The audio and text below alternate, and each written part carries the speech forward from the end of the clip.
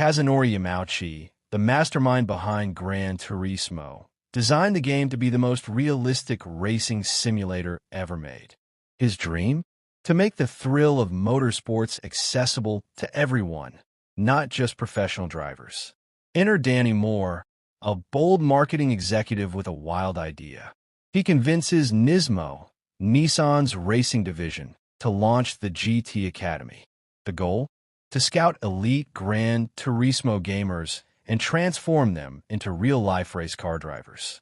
With 80 million players worldwide, Danny bets that if even one gamer becomes a pro racer, it could redefine how people look at motorsports and Nissan. To train these digital racers, Danny recruits Jack Salter, a grizzled ex-driver turned mechanic. Jack isn't sold at first. He's fed up with the ego of Nicholas Kappa, a cocky racer on his current team. Though skeptical about throwing kids from PlayStations into 200 miles per hour machines, Jack signs on. Danny, however, is confident. These gamers have logged more virtual track time than many seasoned pros. Meanwhile, in Cardiff, Wales, a teenager named Jan Martinborough is working a retail job by day and crushing lap times by night. He's obsessed with Gran Turismo and dreams of becoming a real racer. But his dad, Steve, a former footballer, doesn't see a future in it. Jan insists racing is his passion, and he's good at it. Jan sets a record on a specific track and receives an invite to qualify for GT Academy. The night before, his brother Kobe drags him to a party. They sneak out in their dad's car, where Jan meets and flirts with Audrey, sparking a budding romance. But the night takes a turn when cops show up. Jan speeds off, leading a brief chase. They make it home, only to get caught by their dad. Jan promises to take the heat if Kobe admits he's the better driver. The next morning, Steve takes Jan to his workplace, a rail yard, as a reality check. If you're not going to school, he says, you'll work here. But Jan sneaks away to compete and wins his way into GT Academy. At the Silverstone camp, Jack puts Jan and the other recruits, including Maddie, Antonio, Leah Vega, Juwan Lee, Klaus Hoffman, Henry Evis, Avi Bott, Chloe McCormick, and Marcel Durand, through intense training. Tests are brutal, and the field narrows from 10 to 5. During one session, Jan crashes with Jack riding shotgun.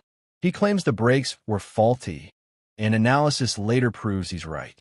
Jack starts to believe in the kid. The final race decides who will represent Nissan. Jan barely edges out Matty Davis. But Danny wants Matty. He's more marketable and media savvy. Jack pushes back. He sees Jan's heart and raw talent. Against the odds, Jan is chosen. Jan is told he needs to place at least 4th in any official race to earn his professional license. His debut in Austria ends in disaster after Nicholas bumps him off track. He improves over time, but still doesn't finish in Spain. His final shot comes in Dubai. During the race, Nicholas crashes. Jan's windshield cracked from debris, but he keeps going, crossing the line in 4th. He earns his license. Jan heads to Tokyo with Jack and Danny to sign his Nissan contract and uses his signing bonus to fly Audrey in. The two finally connect as a couple. But his first major race at the Nürburgring turns into a nightmare. While flying down the track, his car lifts at a dangerous corner, crashes, and flies into a group of spectators. Jan survives, but learns a spectator died. He's shattered by guilt and questions whether he should ever race again. Jack brings him back to Nürburgring and opens up. He once caused a fatal crash at Le Mans that ended his own career. It's a moment of healing. Though Jan is cleared in the investigation, the public begins doubting sim racers. To prove them wrong, Danny decides to enter a GT Academy team in the legendary 24 Hours of Le Mans.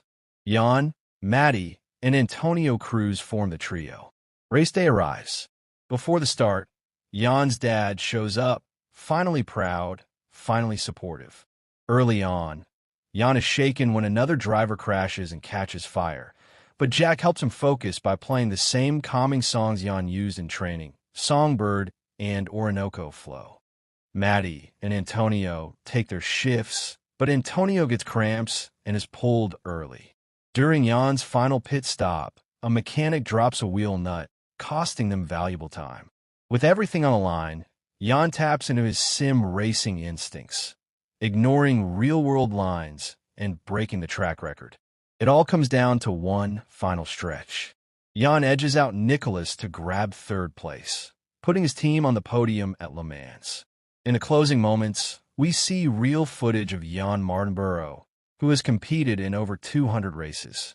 He even performed his own stunts for the film based on his incredible journey.